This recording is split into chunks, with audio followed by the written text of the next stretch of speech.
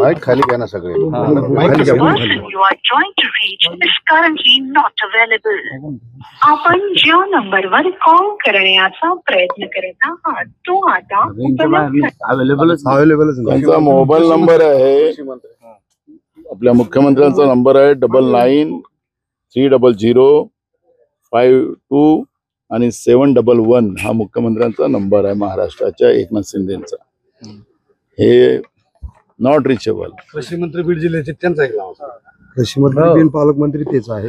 आणि काय त्यांचा नंबर सांग. धनंजय मुंडे ते काय या महाराष्ट्रामध्ये मंत्री कोण कोणते खाते आहेत तेच कळायला कारण नाही, म्हणून आम्ही मुख्यमंत्र्याचाच एक नंबर ठेवतो. कारण त्याच्यामुळे 9769 97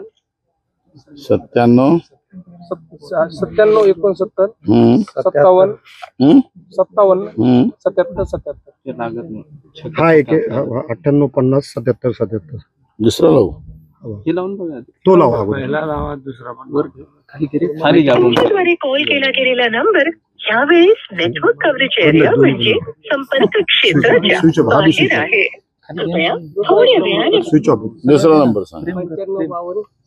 95 52 हा हा. तुमच्याकडे नंबर सेव्ह नाहीत ना? मी म्हणतोय ना, राज्य हे या सरकारचं कळायलाच कारण नाही ना, कोण केव्हा कोणतं खातं कोणाकडे जातं. सेव्ह कोणता करायचा नंबर इतके म्हणलं. हे नंबर चुकलाय तुमचं. 95 52 47 77 द्वारे डायल केला गेलेला नंबर अमान्य आहे. एकदा ही साहेब पालकमंत्री कुठं दौऱ्याला आले? कृषी मंत्री जिल्ह्याला आहे साहेब, पण आम्हाला ते कृषी मंत्री कसलाच थांबा. मोदी सरकारनं शहानं धास्ती घेतली असं म्हणून हे नॉट रिचेबल कुठं बसलेत का?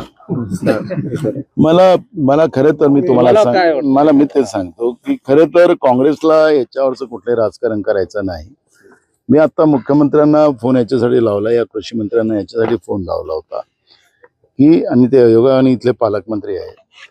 आमचा मुद्दा एवढाच होता की ह्या वेदना त्यांना कळवायच्या आणि तातडीने ह्या उपाययोजना केल्या पाहिजेत, एवढंच आमचं मत आहे. आम्हाला याच्यात कुठेही अजिबात राजकारण करायचं नाहीये.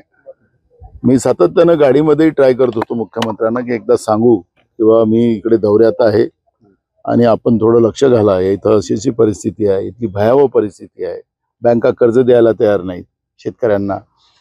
तुम्ही तो सिव्हिलचा कायदा लागू शेतकऱ्यांवर केला, त्यामुळे बँका सुद्धा कर्ज द्यायला तयार नाही.